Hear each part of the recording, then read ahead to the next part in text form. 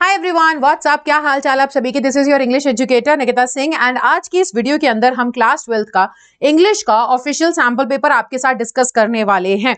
सबसे पहले मैं आपको बता दूं कि देखो, आप 11th ऑफ मार्च को अपना इंग्लिश एग्जाम में अपेयर होने वाले हो तो बिना ऑफिशियल सैंपल पेपर सॉल्व करे मत जाइएगा।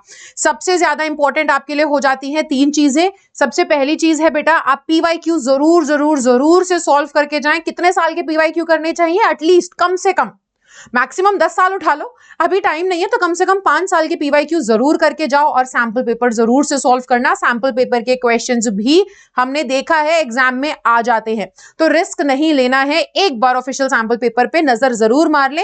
तो आज के इस वीडियो में मैं आप लोगों को 2024 टू 25 का ये जो सैंपल पेपर है ये सॉल्व करवाने वाली हूं। कोशिश करेंगे कम से कम टाइम के अंदर पूरा सैंपल पेपर सॉल्व करवा दिया जाए, ठीक है। तो ज्यादा से ज्यादा ये वीडियो जो होने वाली है 30 मिनट्स मैक्स हम कोशिश करेंगे और 30 मिनट में आपका पूरा सैंपल पेपर सॉल्यूशन करवा देंगे।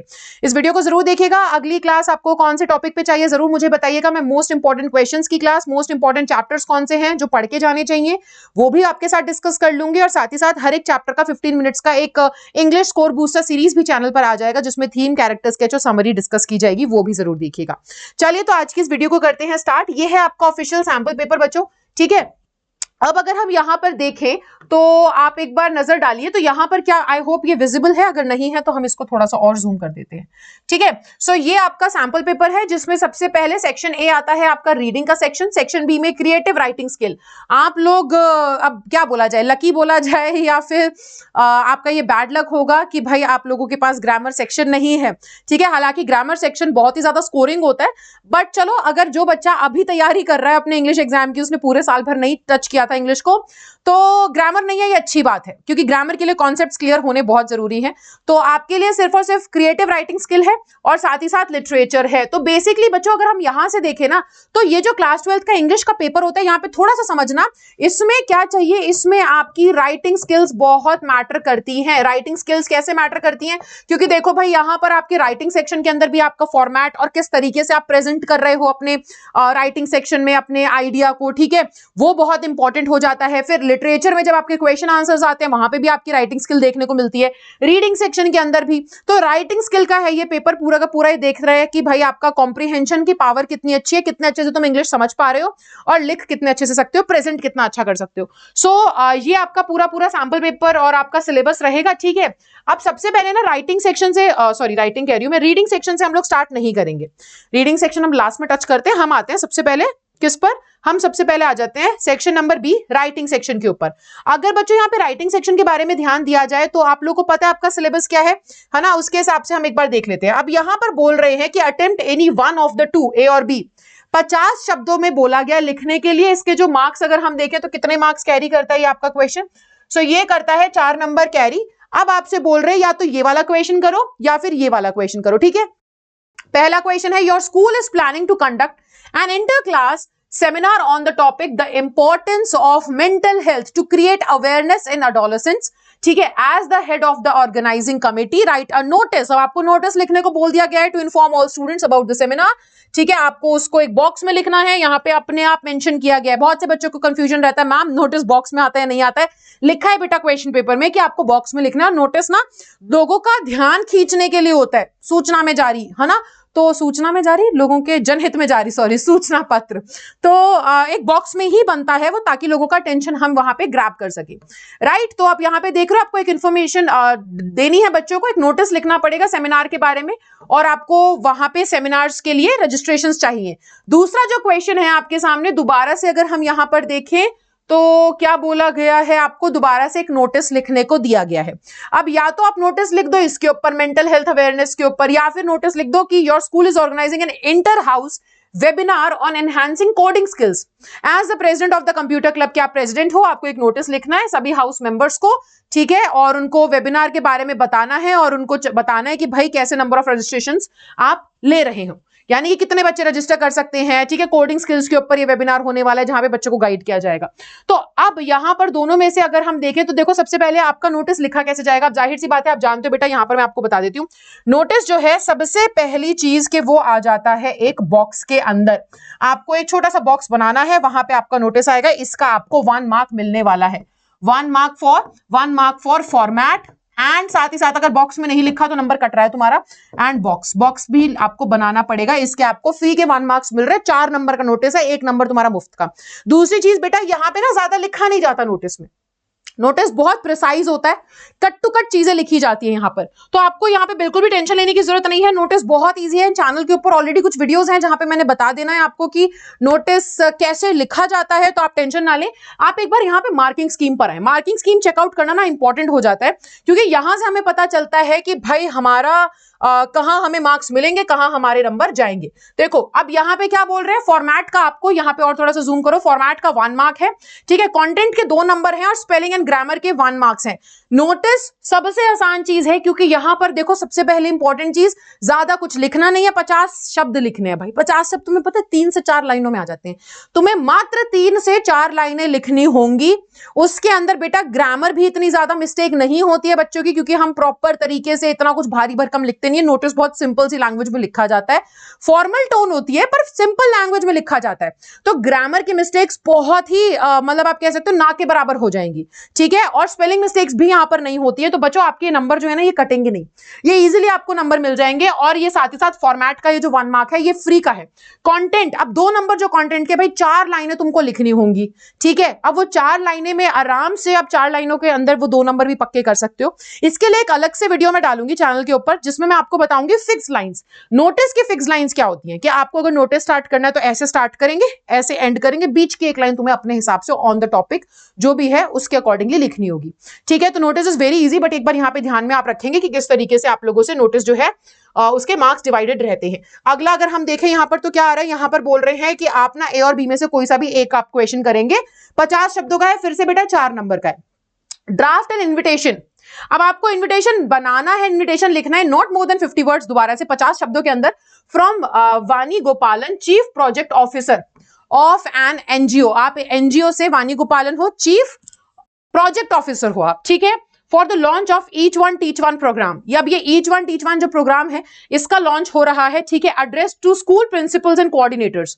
अब ये इन्विटेशन आप सभी स्कूल के प्रिंसिपल और कोऑर्डिनेटर्स को भेज रहे हो, तो जाहिर सी बात है ये कार्ड में आना चाहिए, राइट, है ना, बहुत सारे लोगों को जा रहा है। Mention a compelling highlight of the programme along with other necessary details, ठीक है, आपको एक कंपेलिंग हाईलाइट, कोई चीफ गेस्ट आ रहा है, पर्पस क्या है, इन सब चीजों के बारे में आप बताओगे यहाँ पर, और बाकी सभी डिटेल्स आपको दे दी हैं। अब आपके पास डिटेल नहीं है तो टेंशन की कोई बात नहीं, आप अपने आप डिटेल लिख लो, आप बता दो इसका वेन्यू क्या होगा, डेट क्या होगा, और देखो ऑलरेडी इन्विटेशन के ऊपर एक वीडियो चैनल के ऊपर है, ठीक है, अगर आपने अभी तक नहीं देखी है तो आप जाकर के देख सकते हो बेटा। और जाहिर सी बात है बच्चों, ये समझ रहे हो ना किस टाइप का इन्विटेशन है, this is a formal invitation, ये इनफॉर्मल इन्विटेशन नहीं है, ये एक फॉर्मल इन्विटेशन है। सो आप लोग ध्यान में रखिएगा कि फॉर्मल इन्विटेशन लिखा कैसे जाता है, राइट। आप चैनल पे जाकर के अगर नहीं पता है तो बच्चों मैं आपको दोबारा से दिखा देती हूँ, आप चैनल पे जाकर के ये वाली वीडियो देख सकते हो।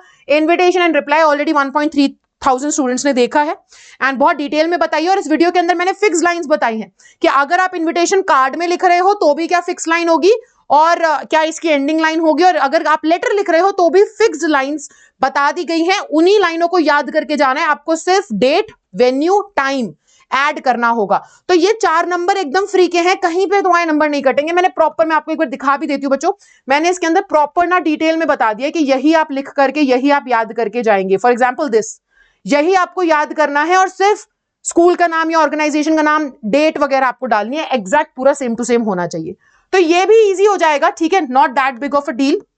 अब दोबारा देखो, कार्ड टाइप फॉर्मेट होगा, 3rd पर्सन में लिखा जाएगा, सेंट्रल अलाइनमेंट होगी, यानी कि हमने पढ़ा था ना, इस वीडियो को जाकर के जरूर देखिएगा। कार्ड में जब लिखते हैं तो बीच में लिखते हैं सब कुछ, नेम ऑफ द होस्ट, ठीक है, कॉर्डियली इनवाइट्स यू। अब फिर उसके बाद आप जो ओकेजन है, ओकेजन क्या है, ईच वन टीच वन का लॉन्च है, launch of each one teach one programme, ठीक है, तो आप यही सब यहां पर लिखेंगे और इसी तरीके से आपको मार्क्स मिलने वाले हैं। यहां बता दिया फॉर्मेट का 1 नंबर है, कंटेंट के 2 मार्क्स हैं, कंटेंट के मार्क्स कट ही नहीं सकते क्योंकि बहुत ईजी है, सिर्फ डेट, टाइम, वेन्यू लिखना होगा, और accuracy of spelling and grammar, बेटा इसके अंदर सेंटेंसेस आते ही नहीं है, कार्ड जब हम बनाते हैं उसमें सेंटेंसेस लिखते ही नहीं है प्रॉपर, हम उसमें बस मेन मेजर डिटेल लिख देते हैं कि भाई यहाँ पे ये जगह है, इतने बजे आना है, यहाँ पे ये गेस्ट आने वाले, सो ये मार्क्स भी आपके नहीं कटेंगे, 4 नंबर आपको इजीली मिल जाएंगे। अगला आ जाता है हमारे पास, सिमिलरली बोला गया, an invitation had been issued by mister Cherian the HR head of your company, ठीक है, inviting you for the company picnic. अब एक इन्विटेशन इशू किया गया है, ठीक है, किसने इशू किया है? एचआर हेड है। आप जिस भी कंपनी में काम करते हो वहां के एचआर हेड ने आपको एक इन्विटेशन दिया है कि आप आइए कंपनी पिकनिक में एज जोसेफ। अब आप कौन है? आप है जोसेफ विजयन, असिस्टेंट मैनेजर, ठीक है, ऑपरेशंस के। ड्राफ्ट रिप्लाई, अब आपको रिप्लाई देना है, ठीक है, और कंसेंटिंग टू अटेंड, कि आप अटेंड करोगे। अब आपको बता दिया, आपको रिप्लाई लिखना है और आप बोल रहे हो कि yes I will be coming, मैं आऊंगा, मैं अटेंड करूंगा उस पिकनिक को। तो ये कैसा इनविटेशन और सॉरी रिप्लाई हुआ? ये रिप्लाई हुआ क्योंकि ऑफिस का है, कंपनी नाम आ गया है, तो फॉर्मल रिप्लाई हुआ। फॉर्मल रिप्लाई कैसे करना है? वंस अगेन बेटा, इस वीडियो के अंदर मैंने आपको बताया है। आपको यहां पे ये देखो, ये रहा। सो फॉर्मल रिप्लाई बचे, फॉर्मल रिप्लाई के ऊपर इस वीडियो में प्रॉपर मैंने बताया है फॉर्मल रिप्लाई कैसे जाएगा, एंड इसमें फिक्स लाइंस मैंने आपको बता दी हैं। आपको बस यही लर्न करना है। आप एक्सेप्ट कर रहे हो ना, एक्सेप्टेंस बोला है, एग्जैक्ट पूरा ये जो मैंने येलो से लिख रहा है आपको दिख रहा है ना यहाँ पे, ये पूरा का पूरा आप ऐसे लर्न कर लो, बहुत ईजी है। सिर्फ यहाँ पे इवेंट का नाम, ठीक है, वो लिख दो, कंपनी पिकनिक, जो डेट आपने, अगर आपको नहीं मालूम है डेट, जैसे क्वेश्चन में डेट नहीं दिया तो आप अपने आप अज्यूम कर लो कि ये डेट पे क्या हो रहा है, इस डेट पे पिकनिक होगा, तो मैं एक्सेप्ट कर रहा हूं। तो बेटा आपको एग्जैक्ट ये लर्न करना है। 4 नंबर तुम्हारे कहीं नहीं जा रहे, तुम्हें सिर्फ इवेंट का नाम लिखना है, डेट लिखनी है और उसकी जगह लिखनी है, बाकी सब मैंने आपको बता दिया, यही जाएगा। तो बहुत ईजी है, राइट है ना। चलो, तो ये भी हो गया। अब हमसे बोल रहे हैं क्वेश्चन नंबर 5 में, financial literacy is increasingly recognised as a crucial 21st century skill. बच्चों को इतनी सारी चीजें पढ़ा दी जाती है, लेकिन उनको पैसा कमाने के बाद पैसा कैसे इस्तेमाल करना है, कहां इन्वेस्ट करना है, ये नहीं बताया जाता है। तो फाइनेंशियल लिटरेसी अभी बहुत एक इंपॉर्टेंट स्किल हो चुकी है, जो 21वीं सदी में अब लोगों को समझ में आ रहा है कि बच्चों को सिखानी चाहिए। For young individuals, write a letter to editor of a local daily discussing the benefits of providing financial literacy education to children. अब आपको लेटर टू एडिटर लिखना है और साथ ही साथ आपको ऐसे कुछ सजेस्ट करने हैं वेज, तरीके, जिससे कि और अवेयरनेस जो है वो इंक्रीज हो सके और बच्चों को इस इंपॉर्टेंस के बारे में समझ में आए, ये फाइनेंशियल लिटरेसी की इंपॉर्टेंस क्या है, माँ बाप को भी समझ में आए, ठीक है। अब you may use some of the given cues, आप इनमें से कुछ चीजों को इस्तेमाल कर सकते हो, बाकी अपने खुद के आइडियाज लीजिए। यू आर अ काउंसलर, आप चित्रा नाम से हैं, ठीक है, पुरी के रहने वाले हैं, ओडिशा। सो अब आपको लेटर टू एडिटर लिखना है। बच्चों लेटर टू एडिटर बहुत इजी है, जानते हैं सब आई होप। अगर नहीं पता है तो जल्दी से बता देती हूँ फॉर्मेट क्या होता है, क्योंकि फॉर्मेट का आपको मिलने वाला है 1 मार्क, ठीक है। जल्दी से यहाँ पे मैं बता देती हूँ, एक बार देख लेंगे। सो सबसे पहले फॉर्मेट क्या होगा, सेंडर्स एड्रेस, यानी कि आप चित्रा हैं, ठीक है, नाम नहीं लिखोगे। सबसे बड़ी गलती बच्चा करता है कि नाम लिख करके आ जाता है। नाम बेटा आपकी पहचान है, आपका पता नहीं है, हमें एड्रेस लिखना है। तो यहां पर सेंडर का एड्रेस आपने लिखना है, उसके बाद एक लाइन छोड़ देंगे आप। सेंडर का एड्रेस कैसे लिखेंगे आपको बता दिया ना आप कौन है। ये बात दोबारा से देखो, क्वेश्चन में क्या लिखा गया है, क्वेश्चन में बता दिया है ना कि हम कौन है। तो write a letter to the editor, आप चित्रा हो, ठीक है, यू आर अ काउंसलर, तो अब आप काउंसलर हो, तो आप यहां पर क्या लिखोगे। अब जाहिर सी बात है आप किसी भी स्कूल का नाम लिख लो, क्योंकि आप यहाँ पे पेरेंट्स और गार्जियंस को लेटर लिख रहे हो, लेटर टू एडिटर, आप एडिटर को लेटर लिख रहे हो, ठीक है। और आप ये बता रहे हो कि भाई कितना ज्यादा जरूरी है स्कूल में बच्चों को ये सिखाना कि पैसा कहां कहां इन्वेस्ट किया जाए, कैसे उसका सही इस्तेमाल किया जाए, ताकि आगे के लिए उनकी सेविंग्स वगैरह की नॉलेज उनको रहे, ठीक है। तो जाहिर सी बात है आप बच्चों को चाहते हो कि ये चीजें, ये एजुकेशन मिलनी चाहिए, तो आप अवेयर किसको करना चाह रहे हो, आप उनके गार्जियंस को और पेरेंट्स को अवेयर करना चाह रहे हो, स्कूल्स को अवेयर करना चाह रहे हो, लोगों के बीच में अवेयरनेस क्रिएट करना चाह रहे हो, ठीक है। तो आप यहाँ पे ये मान सकते हो आप स्कूल में काम करने वाले काउंसलर हो, ठीक है। चित्रा महापात्रा आपका नाम है, तो आप जाहिर सी बात है यहाँ पे कोई भी एड्रेस लिख दो, उठा करके आपको एड्रेस लिखना है, आप डाल दो 1132 ए पुरी ओडिशा, इतना लिख दिया, बस खत्म। मेरा ये भी हो गया प्रॉपर तरीके से एड्रेस। उसके बाद मैंने एक लाइन छोड़ दी है, लाइन छोड़ने के बाद क्या करना है हमें, लाइन छोड़ने के बाद हमें डेट लिखनी है। डेट आप जानते हो बेटा किस फॉर्मेट में लिखी जाएगी, डेट का फॉर्मेट होता है ऑब्वियसली यहाँ पर इस तरीके से कि आप 11th मार्च 2025 इस तरीके से डेट लिखोगे। फिर उसके बाद यहां पर आ जाती है, हमें एक लाइन दोबारा छोड़नी है, रिसीवर का एड्रेस लिखना है। रिसीवर का एड्रेस यहां पर क्या जाएगा, रिसीवर का एड्रेस आप जानते हो बच्चे कि आप यहां पर किसको लिख रहे हो एड्रेस, एक letter to editor, Times of India, daily newspaper, जो भी है आप इसका नाम लिख देंगे द एडिटर, ठीक है। फिर लाइन छोड़ेंगे, फिर सब्जेक्ट आएगा। सब्जेक्ट क्या है, लिखा हुआ है write a letter addressing discussing the benefits of providing financial literacy education to children, simple, ठीक है। Financial creating awareness regarding financial literacy education to children, ये आप लिख सकते हो, सिंपल। बस यहां पे ध्यान रखना बेटा कि आप लोगों का ना जो सब्जेक्ट होगा वो मैक्स टू मैक्स 6 से 7 शब्दों के अंदर खत्म हो जाना चाहिए। सब्जेक्ट का मतलब ये नहीं कि तुम 2 लाइनें लिखे चले जा रहे हो, 3 लाइनों का लिख दिया तुमने सब्जेक्ट। सब्जेक्ट का मतलब ये होता है कि जिस बंदे को भेज रहे हो खत, उसके पास बहुत खत आते हैं, तुम्हारा खत क्यों पढ़ेगा वो? उसको पता चल जाना चाहिए पढ़ते ही कि भाई इस मुद्दे पे ये लेटर लिखा गया है, तो आपको मुद्दा बताना है, लेटर लिख क्यों रहे हो, वो 6 से 7 शब्दों में आ जाना चाहिए। Financial literacy education for children या टू चिल्ड्रन, इस तरीके से आपका लिखा जाना चाहिए। सिंपल सा यहाँ पे सब्जेक्ट, फिर एक लाइन छूट जाएगी, ठीक है। लाइन छोड़ने के बाद आपको क्या करना रहेगा, फिर आप सैल्यूटेशन डियर सर या मैम, और कोई भी ये ना सोचे डियर सर या मैम ये नहीं लिख सकते हैं, लेटर टू एडिटर है, डियर सर मैम लिख सकते हो। यहाँ पे कोई कमेंट में आकर के बकवास नहीं करेगा कि रिस्पेक्टेड सर लिखना होता है। मैम ये क्या बता रहे हो आप, एकदम सही बता रही हो, dear sir ma'am is absolutely right, correct, कोई इसमें गलती नहीं है, कोई तुम्हारी नंबर नहीं काट सकता। इसके बाद फिर से तुम्हारी लाइन छूटेगी, लाइन छूटने के बाद आपका यहाँ से मेन लेटर शुरू होता है, और उस लेटर को शुरू करोगे तो लेटर को हमेशा ध्यान रखना, इस तरीके से बांट के चलना कि पहले आपका इंट्रोडक्शन आना चाहिए, ठीक है, आप किस लिए लेटर लिख रहे हैं, फिर आप उसमें डिटेल्स में बात करोगे, ठीक है, किस चीज के बारे में, जो भी मुद्दा है, जो भी इशू है, उसके बारे में डिटेल्स में बात करो। लेटर में आपको बोला गया यहाँ पे सजेशंस देने हैं, किस तरीके से हम और अवेयरनेस क्रिएट कर सकते हैं बच्चों के बीच में रिगार्डिंग लिटरेसी, फाइनेंशियल लिटरेसी, उन सब चीजों के बारे में सजेशंस दे दो, और फिर लास्ट में कंक्लूड कर दो कि थैंक यू सो मच, ठीक है। हाँ, आई होप कि कंसर्न अथॉरिटीज तक मेरा ये इशू पहुंच गया होगा। ये आप लिखेंगे बॉडी के अंदर, एंड लास्ट में फिर एक लाइन छोड़ेंगे बेटा, लाइन छोड़ करके योर्स सिंसियरली, योर्स सिंसियरली, ठीक है। आपका नाम क्या था, आपका नाम था चित्रा महापात्रा, वही साइन कर देंगे। यहां पे ध्यान रखना योर्स के बीच में कोई अपॉस्ट्रोफी नहीं आता, this is the right way to write yours, ठीक है। आप ऐसे योर्स लिखेंगे, दिस इज करेक्ट। अगर आप यहां पर अपॉस्ट्रोफी एस लगा रहे हैं, गलत है, सीधा सीधा नंबर कटवा रहे हो, ठीक है। सो इस तरीके से आपको लिखना है, ये आपका बन जाता है क्या, इस तरीके से आपका लेटर बनेगा, एंड आपको मिलेंगे 5 नंबर यहां पर, ठीक है। देख लो, यही बात हुई है यहां पर, ठीक है। Content, organisation, accuracy, spelling and grammar के इतने मार्क्स आपको मिल रहे हैं। अगले क्वेश्चन पर आ जाते हैं, क्वेश्चन नंबर, ठीक है ना। आपको अच्छा यहाँ पे कुछ क्यूज दिए गए हैं, आप इनका इस्तेमाल कर सकते हो लेटर लिखते वक्त कि लॉन्ग टर्म बेनिफिट क्या होंगे, फाइनेंशियल लिटरेसी के स्किल्स क्या क्या होनी चाहिए बच्चों के बीच में, सारी चीजें आप लिख सकते हो। अगला यहाँ पर दिया गया, you are Maya from Shillong, you read the given advertisement and wish to apply for the post advertised. Write this job application along with your biodata. तो आपको जॉब एप्लीकेशन लिखना है बायोडेटा के साथ साथ, तो जाहिर सी बात है बेटा इसका भी एक फॉर्मल लेटर का ही फॉर्मेट होता है, उसी तरीके से फॉर्मल लेटर लिखेंगे। बायोडेटा कैसे लिखना है, डू नॉट वरी, सिंगल एक प्रॉपर अलग से एक डेडिकेटेड वीडियो आएगी आपके राइटिंग सेक्शन के ऊपर, ठीक है। राइटिंग सेक्शन के ऊपर डेडिकेटेड वीडियो आएगी, how to write job application, ठीक है, और बायोडेटा कैसे लिखना है उसके ऊपर अलग से वीडियो आएगी। फॉर्मल इन्विटेशन के ऊपर वीडियो चैनल पे ऑलरेडी डली हुई है, आप लोग जाकर के देख सकते हो, ठीक है। और इसके अलावा आपका नोटिस कैसे लिखना है उसके ऊपर 5 मिनट्स की वीडियो आ जाएगी, ताकि एक 5 मिनट की वीडियो से मिनिमम टाइम से मैक्सिमम रिजल्ट आपको मिले, ज्यादा टाइम तुम्हें ना देना पड़े, क्योंकि मुझे मालूम है अभी तुम्हारा मैथ्स का पेपर पेंडिंग है, तो तुम अभी मैथ्स की तैयारी कर रहे होगे, और अगर कोई और बच्चा है आर्ट्स या कॉमर्स का, आपके भी बीच में एग्जाम्स होंगे, आई नो, तो इसलिए मिनिमम टाइम मैक्सिमम आउटपुट मिलेगा, अलग से वीडियो में बना करके डाल दूंगी, ठीक है। चलो हम आगे बढ़ जाते हैं, यहां पर क्या बोल रहे हैं, प्रोवाइड एग्जाम्पल्स, ठीक है। ये कह रहे हैं in the era, sorry era नहीं, era, in the era of rapid globalisation and technological advancements, the preservation of cultural heritage remains a vital challenge, particularly for youth. India continues to navigate the complexities of maintaining tradition alongside modernity. Right an article, अरे article बहुत आसान होता है भाई, article में तो कुछ करना ही नहीं होता, आर्टिकल में तो सिंपल साइड से हेडिंग देनी है, बाय लिखना है, और उसके बाद लिखना चालू कर देना, आर्टिकल पैराग्राफ की तरह लिखा जाता है, वेरी इजी।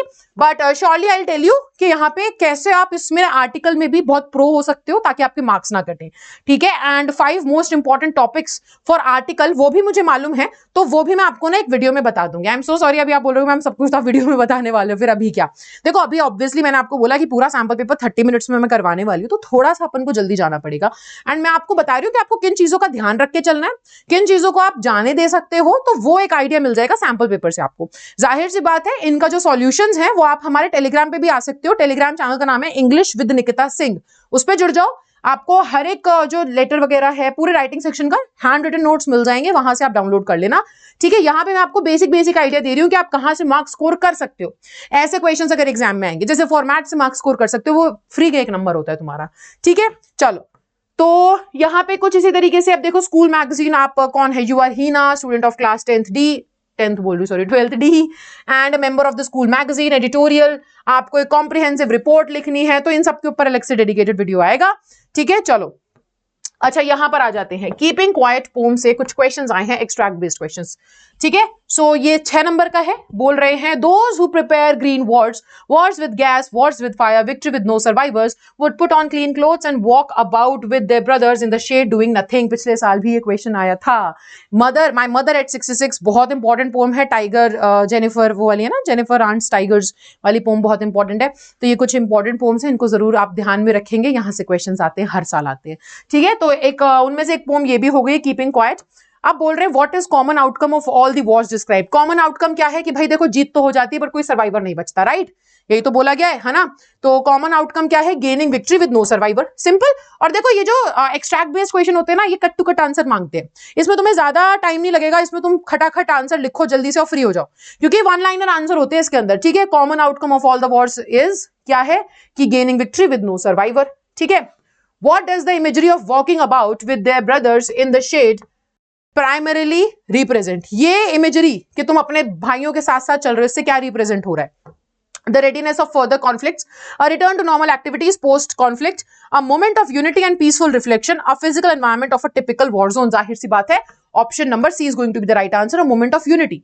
हम क्या बोल रहे हैं कि देखो, सब लोगों ने अपने अपने यूनिफॉर्म्स पहन रखी हैं, हर इंसान जो है अपने अपने देश को रिप्रेजेंट कर रहा है, लड़ाइयां हो रही हैं, ग्रीन वॉर हो रही है ना, लोग एक दूसरे को खाने को तैयार हैं, एक दूसरे को क्या कहते हैं, मारने के लिए तैयार है। लेकिन क्या होगा, लेकिन जब हम शांत हो जाएंगे कुछ मिनट के लिए, हम रियलाइज करेंगे कि इसमें सिर्फ हम उनका नुकसान नहीं कर रहे हैं, हम खुद का भी नुकसान कर रहे हैं। तो फिर सब लोग अपने ये जो है ना कपड़े वगैरह चेंज कर लेंगे, साफ कपड़े पहनेंगे, एक रंग के कपड़े पहनेंगे, जिससे हम किसी के बीच में भेदभाव नहीं कर पाएंगे। हम ये नहीं बोल पाएंगे ये इंडिया का है, ये पाकिस्तान का है, एक जैसे सब कपड़े पहनेंगे और साथ चलेंगे। इसका मतलब क्या है? Moment of unity and peace आप बता रहे हो। चलो, complete the following. The putting on of a clean clothes by the warmongers, ठीक है, सिंबलाइजेस। वॉरमोंगर्स मतलब वो जो वॉर करने वाले लोग हैं, वो साफ कपड़े पहन रहे हैं। इससे हमें क्या समझ में आ रहा है? इससे ये समझ में आ रहा है ना कि एक चेंज, एक रिन्यूअल होगा उनके मन में, एक हृदय परिवर्तन, चेंज ऑफ हार्ट, कि they will understand the importance of peace, ठीक है। वो इसको समझेंगे, अपने खुद के एक्शंस का क्या हर्जाना उन्हें उठाना पड़ रहा है, क्या भरना पड़ रहा है हर्जाना, है ना, वो समझेंगे। तो इससे ये समझ में आ रहा है कि वो साफ कपड़े पहन लेंगे। यही तो बोल रहे हैं ना हमें कि जब आप शांत हो जाओगे तब आपको समझ में आएगा। इतनी भागदौड़ की जिंदगी में हम अपनी हरकतों का, हम अपने एक्शंस का कॉन्सिक्वेंसेस ही नहीं समझते। जब हम थोड़ी देर रुकेंगे, ठहरेंगे, सोचेंगे कि हम कर तो रहे हैं पर इसका परिणाम क्या निकल रहा है, तब हमें समझ में आएगा कि हमारी हरकतों का जो अधिकतर परिणाम निकल रहा है वो हमारे लिए ही हानिकारक है। तो फिर हमारे अंदर बदलाव आएगा। इस चैप्टर की थीम ही तो ये है ना, इंट्रोस्पेक्शन। सो बस, तो यही आपका आंसर बनेगा बच्चों। अच्छा, आप लोग को मालूम है ना, आप लोगों के लिए बहुत ज्यादा जरूरी है, very very very important for you guys too, you should be knowing the theme of each and every chapter और पोएम, ठीक है। For if you are planning to prepare for class 12 English exam, तो वहां पे questions कहां से रहेंगे ना, क्वेश्चन आएंगे कैरेक्टर स्केच से, क्वेश्चन आएंगे थीम से, तो ये सब आपको पता होना चाहिए। फॉर दैट हम लोग ना वीडियोस लाने वाले हैं। मैंने क्लास 10th के लिए कुछ वीडियोस बनाई थी, बच्चों को बहुत पसंद आई, मतलब 1 लाख से भी ज्यादा बच्चों को वो इतनी वीडियोस पसंद आई थी, पूरी प्लेलिस्ट इतनी पसंद आई थी कि बच्चों ने ना उसको एकदम दिल से लगा करके एक एक वीडियो को बहुत अच्छे से फॉलो किया है। और वही सेम वीडियो मैं सोच रही हूँ आपके लिए भी लाया जाए। आई नो पेपर बहुत जल्दी आ चुके हैं, 5 दिन के अंदर मैं आपकी ना एक सीरीज लेकर के आऊंगी, class 12th English score booster series, जिसके अंदर मैं सोच रही हूँ कि एक दिन में एक वीडियो में 4 चैप्टर कवर किए जाए। तो यानी कि with in half an hour मैं आपके 4 चैप्टर्स आपको कवर करवा दूंगी। जैसे कि मैं सोच रही हूँ स्टार्ट करें हम, तो सबसे पहले the last lesson, lost spring, deep water and rat trap. इन 4 चैप्टर्स के theme, character sketch, title justification और साथ ही साथ समरी, सब कुछ मैं आपको करवा दूं। तो 30 मिनट में हम 4 चैप्टर को कवर करेंगे, यानी कि 10-10 मिनट में आपका एक चैप्टर कवर हो जाएगा। तो वो वीडियोस मैं लाने की सोच रही हूँ, क्योंकि देखो एनसीईआरटी में ये सारी इन्फॉर्मेशन गिवन नहीं है। तो जब एनसीईआरटी में ये सारी इन्फॉर्मेशन गिवन ही नहीं है और फिर यहां से क्वेश्चन आ रहे हैं, तो क्या फायदा सिर्फ एनसीईआरटी में अपना सर मतलब खपाने का। NCERT is not sufficient for you guys. 12th के लिए, 12th क्या, कभी भी कोई बच्चा 10th या 12th की तैयारी कर रहा है, इंग्लिश में एनसीईआरटी कभी भी सफिशिएंट थी ही नहीं। सिर्फ चैप्टर आप वहां से समझ सकते हो है क्या, लेकिन सवाल जो आते हैं वो उसके बियॉन्ड है। तो उसके लिए मैं ये एक सीरीज स्टार्ट करने वाली हूं 5 दिन के, चाह रही है तो 5 दिन के अंदर आपका पूरा इंग्लिश स्कोर बूस्टर सीरीज को मैं समाप्त करवा दूंगी, एकदम खत्म हो जाएगा मस्त तरीके से। आप लोग बताइए, आर यू गाइस रेडी? अगर आप लोग को चाहिए तो फिर वो सीरीज हम स्टार्ट करें, ठीक है। और अगर आपको वो सीरीज नहीं चाहिए, आप बोल रहे हैं मैम वो तो हमारा हो गया है, हमें कोई और कंटेंट दो, तो आप ना इस वीडियो के नीचे कमेंट सेक्शन में प्लीज मुझे बताओ आपको किस टाइप का कंटेंट चाहिए। क्लास 12th में अभी आप किस चीज की सबसे ज्यादा डिमांड कर रहे हो, क्या जरूरत है तुम्हें, जरूरत के हिसाब से आपको सप्लाई की जाएंगी चीजें, ठीक है। बट मेरे को लग रहा है कि उससे ज्यादा अच्छा कुछ हो नहीं सकता, क्योंकि लिटरेचर का सबसे ज्यादा वेटेज है हमारे पेपर में। मेरे ख्याल से कितने मार्क्स का, पूरा लिटरेचर जो है वो कहीं ना कहीं 40 मार्क्स का रहता है, राइट, है ना। ये देखो 40 मार्क्स दिया हुआ है, तो 40 नंबर का तुम्हारा लिटरेचर है, काफी ज्यादा वेटेज रखता है। आधा मतलब 50% ऑफ द पेपर आपका लिटरेचर से ही बन रहा है, 50% of the paper, 50% of the marks आपके लिटरेचर से बन रहे हैं। तो इसलिए मैं सोच रही थी English score booster series is the best series for you, is the best series for you guys, ठीक है। It will be the best series for you guys. तो उसको हम स्टार्ट करते हैं। If you guys are ready तो आप मुझे बताइए, उसकी वीडियोस आपको तुरंत मिल जाएंगी। तो आधे घंटे में 4 चैप्टर तैयार, दोबारा से मैं बोल रही हूँ, मिनिमम टाइम मैक्सिमम रिजल्ट, ठीक है। और आपको उसके बाद इतना भी गारंटी दे रही हूँ, एनसीईआरटी को उठा करके हाथ लगाने की जरूरत नहीं पड़ेगी अगर तुमने उस वीडियोस को, उन वीडियोस को अच्छे से देख लिया, ठीक है। चलो, तो ये तो रहा आपका आंसर, ठीक है। Select the correct option from those given in bracket to fill in the blanks. The excerpt tells us that the speaker condemns या glorifies the destructive nature of modern wars. भाई इससे हमें ये समझ में आ रहा है कि वो ग्लोरीफाई नहीं कर रहे, वो कंडेम कर रहे हैं, राइट। यही तो आपका आंसर होगा, कंडेम्स। कंडेम्स यानी कि निंदा करना, प्रशंसा नहीं कर रहे कि अभी जो लड़ाइयां हो रही हैं उसको और बढ़ा चढ़ा के दिखाएं, वो उसकी निंदा कर रहे हैं कि ये गलत है, ये नहीं होना चाहिए, ठीक है। अगला यहां पर बोल रहे हैं assertion रीजन का क्वेश्चन है, the poet advocates for doing nothing as a way to prevent devastation. Poet यहां पर क्या बोल रहे हैं, पोएट कह रहे हैं कि आपको कुछ नहीं करना चाहिए, अगर आप तबाही को रोकना चाहते हो तो काम वाम करना छोड़ दो। अब यहां पर रीजन क्या है, doing nothing refers to a time for stopping any action for a few moments, ठीक है। अब बताओ, both assertion and reason are true and the reason is correct explanation for of the assertion.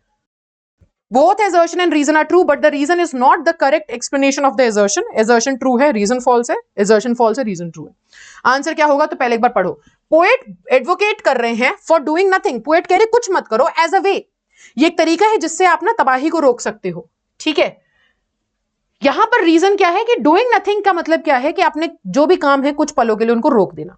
तो बेटा अगर यहां पर देखा जाए तो assertion और रीजन दोनों सच है। ये भी सच है क्योंकि हम पोएट जो हैं हमारे, वो क्या बोल रहे हैं, वो यही कह रहे हैं कि आप ना तबाही को रोक सकते हो अगर आप थोड़ी देर के लिए शांत हो जाओ, काम वाम छोड़ दो और दिमाग में सोचो, सिर्फ रिफ्लेक्ट करो कि कर क्या रहे हैं हम, उससे आउटकम क्या निकल रहा है। और ये वाली बात भी सही है, डूइंग नथिंग का मतलब भी यही है कि आप थोड़े समय के लिए अपने कार्यों को रोक दिया जाए। लेकिन reason is not the correct explanation of the assertion।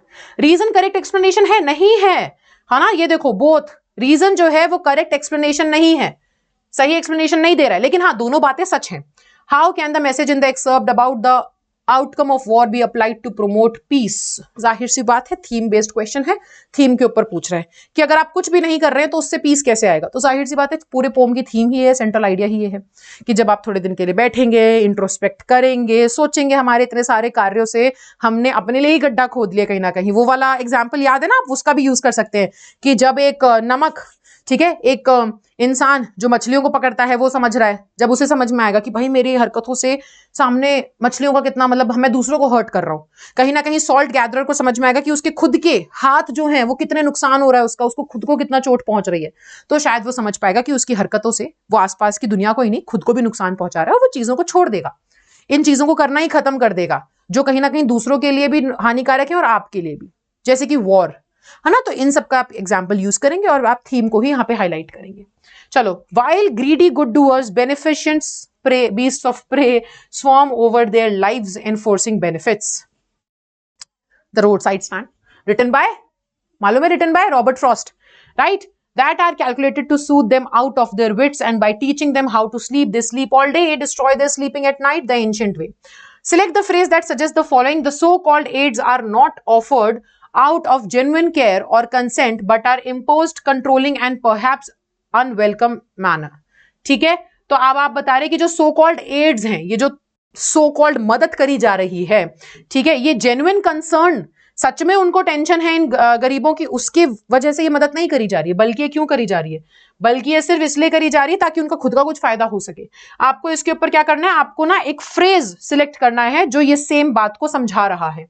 तो आप देखो बेटा, सेम फ्रेज क्या होगा, global leaders and communities can work towards more sustain, अरे यार क्या, ये तो वही आंसर हो गया, सॉरी यहां पर हम आ गए हैं। हाँ, एनफोर्सिंग बेनिफिट्स, फ्रेज कहाँ है, आप यहां से सोच लेंगे, यहां से देख लेंगे, enforcing benefits, swarm over their lives, enforcing benefits. तो ये जो है ना वन वर्ड सब्स्टिट्यूशन है बेसिकली, यहाँ पे आपसे बोल दिया गया है कि ये जो सेंटेंस है इस सेंटेंस का आपको कहां से पोम में देखने को मिल रहा है कि ये सेंटेंस हमें पोम में कोई एक ऐसा फ्रेज है जो ये सेंटेंस डिस्क्राइब कर रहा हो। एनफोर्सिंग बेनिफिट्स, बेनिफिट्स यानी कि फायदे, एनफोर्सिंग यानी कि जो जबरदस्ती हम पे थोपे जा रहे हैं, हमें चाहिए ही नहीं है फायदे पर तुम जबरदस्ती थोप रहे हो, है ना। तो ये जो पूरा ये जो वर्ड है, ये जो फ्रेज है, वो इस लाइन को डिस्क्राइब कर रहा है, तो आपने वहां से उठा करके पिक आउट कर देना। इसको हम कहते हैं एविडेंस बेस्ड क्वेश्चंस। आपके सामने एक स्टेटमेंट दे दी और आपको एविडेंस ढूंढना है कि ये स्टेटमेंट जो है ना, इस स्टेटमेंट के लिए एक शब्द कहीं पे होगा, उठा करके ला करके हमें प्रूफ दो, तो आपने दे दिया प्रूफ, ठीक है। What does the imagery of swarm not represent in the given extract? Swarm मतलब मंडराना। कौन सा फ्रेज जो है रिप्रेजेंट नहीं कर रहा है वही सेम मीनिंग स्वॉर्म का जैसा कि पोम में दिया गया है। Coordinated help, discomfort and chaos, overwhelming force, neglect of individual needs. So यहां पर अगर हम देखें तो हमारा जो करेक्ट आंसर बनेगा कोऑर्डिनेटेड हेल्प, ठीक है, जाहिर सी बात है। डिस्कम्फर्ट एंड केओस हमें समझ में आ रहा है। इमेजरीज देखो, स्वॉर्म यहाँ पे क्या है बेटा, swarm over their lives enforcing benefits. ये जो लोग हैं ये क्या कर रहे हैं, ये ना इनके ऊपर मंडरा रहे हैं, ठीक है, जबरदस्ती के, नहीं नहीं तुम लो हमारी मदद, हमें चाहिए ही नहीं। तो जाहिर सी बात है इसका मतलब यही समझ में आ रहा है। तो बेटा डिस्कम्फर्ट एंड केओस भी पता चल रहा है स्वॉर्म से। ओवरवेलमिंग फोर्स, तुम जबरदस्ती हमारे ऊपर फोर्स करना चाह रहे हो वो चीजों को। निग्लेक्ट ऑफ इंडिविजुअल नीड्स, हमारी जो असली नीड्स है उनको तो ध्यान ही नहीं दे रहे। तो यहाँ पे ये सारी चीजें सही है स्वॉर्म को लेकर के। Coordinated help is not the right answer. Complete the following suitably in the line destroy their sleeping at night the ancient way. The phrase the ancient way refers to, ancient way यानी कि normal तरीका, traditional normal तरीका जो चलता आ रहा है उसको आप हटा दे रहे हो। रात को सोना सुबह जागने वाले तरीके को हटा दे रहे हो, आप कह रहे हो पूरे दिन सो, इतना आराम करो, ठीक है, ये आपका आंसर बनेगा। जल्दी जल्दी से कर लेते हैं cover. The poet has used phrases like greedy good doers, beneficent beast of prey। तो ये क्या इलिस्ट्रेट कर रहा है, आयरनी या सटायर इन द सिचुएशन? तो बेटा देखो सिंपल सी बात है, यहाँ पे हमें आयरनी देखने को मिल रही है, ठीक है। Read the assertion and reason given below। assertion क्या है, the poet criticizes the way the rural poor are treated by benefactors, suggesting it instills ambition। और रीजन क्या बोल रहे हैं, the intervention are overwhelmingly calming and leads to loss of critical thinking among the rural and poor, ठीक है, among the rural poor। सो आपका यहाँ पे करेक्ट आंसर क्या होगा, तो जाहिर सी बात है अगर हम यहाँ पर देखें तो the assertion is false but the reason is true। कहां गया, यहाँ पे assertion क्या है, assertion बोल रहा है कि the poet criticizes the way the rural poor are treated by benefactors, suggesting it instills ambition। ambition की तो बात ही नहीं है कहीं पर, तो assertion तो false है ना। वो यहाँ पर पोएट क्रिटिसाइज कर रहे हैं कि तुम गरीबों को कैसे ट्रीट करो, उसको क्रिटिसाइज कर रहे हैं और क्या कर रहे हैं, और वो इंस्टिल कर रहे हैं एम्बिशन। एम्बिशन की तो कहीं बात ही नहीं हुई है, तो ये तो गलत हो गया ना।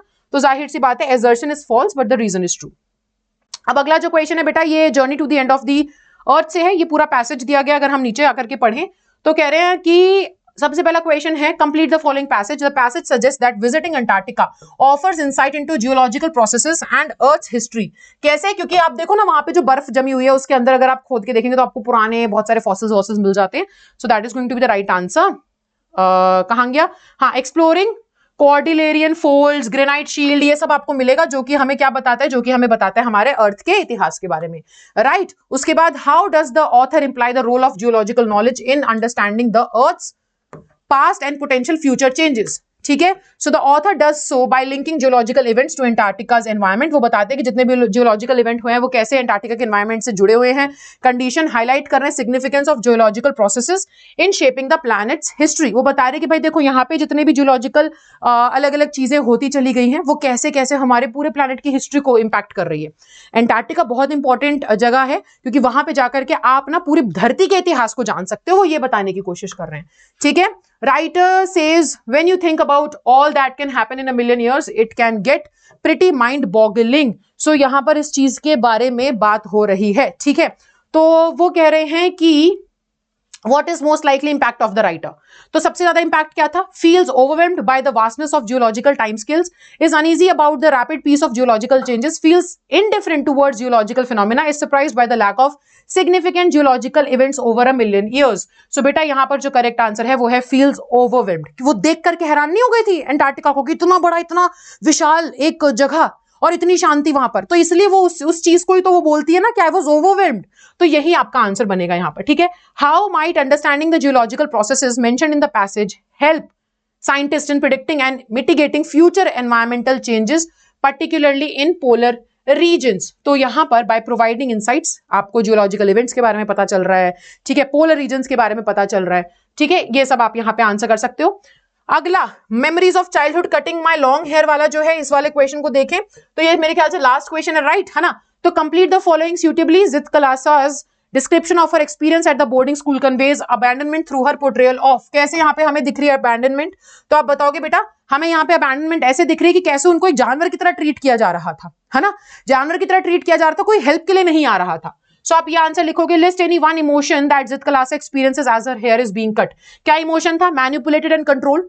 भाई कैसे मैनिपुलेट किया जा रहा था, कैसे कंट्रोल किया जा रहा था, एक जानवर की तरह किस तरीके से उन्हें ट्रीट किया जा रहा था, राइट। अच्छा यहाँ पे बोल रहे हैं metaphor of being tossed about in the air like a wooden puppet contributes to the reader's understanding of Zitkala Sa's feeling of being. वो क्या फील कर रही थी उस वक्त? तो सिंपल सा आंसर है बेटा, यहाँ पर वो फील कर रही थी, imagery symbolizes the forced assimilation and suppression. कैसे उनको जबरदस्ती बहुत ज्यादा आप कह सकते हो कि कैसे उनको जबरदस्ती पकड़ करके बांध करके कैसे मैनिपुलेट कर रहे थे, है ना। यही आपका आंसर है। मेरे ख्याल से हमने थोड़ा सा आगे पीछे कर दिया है वैसे, हाँ यही आपका आंसर है कि क्वेश्चन नंबर 4, राइट। हाँ थर्ड में, फोर्थ का ही आंसर, थर्ड का manipulated and controlled. She was feeling manipulated and controlled. ठीक है, यहां पे भी अगर आप आंसर लिखो तो लिस्ट एनी वन इमोशन, तो बेटा इमोशन यहां पर सेम ही जा रहा है आंसर।